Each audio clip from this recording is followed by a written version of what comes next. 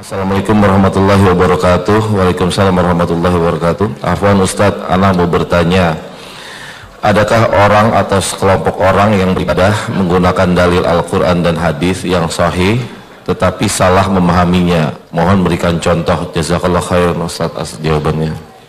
Adakah orang yang beribadah pakai Quran hadis tapi salah paham dalam memahami hadis tersebut? Mohon contohnya, banyak banget Pak. Orang Khawarij punya keyakinan pelaku dosa besar itu kafir. Bahwa dalil ada sabda Rasulullah, la yazni zani hina yazni wa huwa mu'min. Tidaklah orang yang berzina di saat ia berzina disebut mukmin, dalam keadaan mukmin. Kata mereka apa? Kalau bukan dalam keadaan mukmin maka kafir. Berarti pelaku zina kata mereka apa? Kafir. Dikiaskan kepadanya seluruh pelaku dosa besar. Benar pemahamannya? Salah. Hadisnya sahih? Sahih. Kok salah pemahamannya? Dari mana kita tahu itu salah? Karena para sahabat tidak ada yang memahami seperti itu. Ya, seluruh ulama sepakat, Ahlussunnah wal Jamaah, pelaku dosa besar tidak kafir dari Islam, tidak murtad dari agama Islam, dan mereka tidak kekal dalam neraka. Orang Murji'ah punya keyakinan apa? Iman tidak bertambah dan tidak.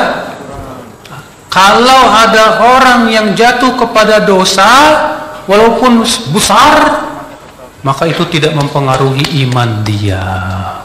Imannya masih sempurna. Pakai dalil, bawa dalil hadis Abu Dzar. Kata Rasulullah, siapa yang mengucapkan la ilaha illallah pasti masuk surga walaupun berzina dan mencuri. Tuh.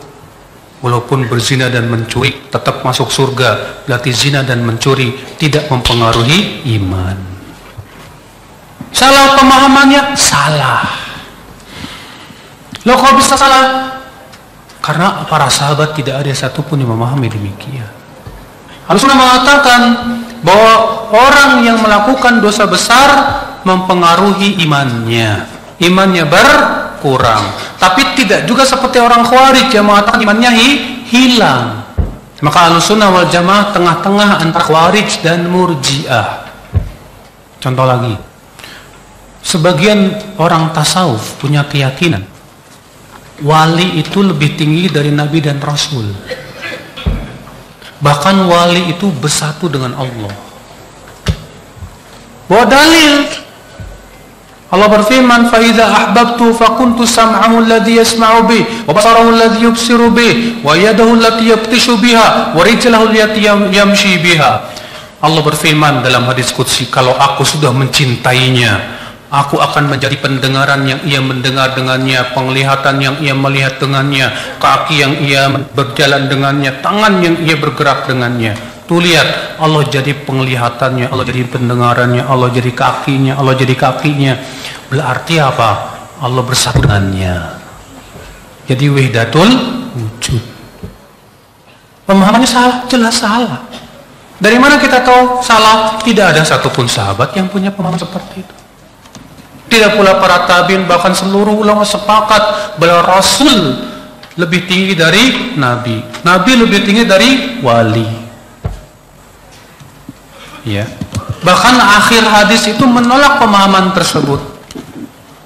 Karena disebutkan dalam akhir hadis tersebut apa? Jika ia minta kepadaku, pasti aku akan beri. Kalau dia sudah bersatu dengan Allah, ngapain minta lagi? Makanya kata Syekhul Islam, apabila dua unsur bersatu, maka tidak lepas dari tiga keadaan. Keadaan yang pertama, unsur A ikut unsur B. Keadaan yang kedua, unsur B ikut unsur A. Atau membentuk unsur yang baru. Sekarang unsur manusia bertemu dengan unsur Allah. Tidak lepas dari tiga keadaan.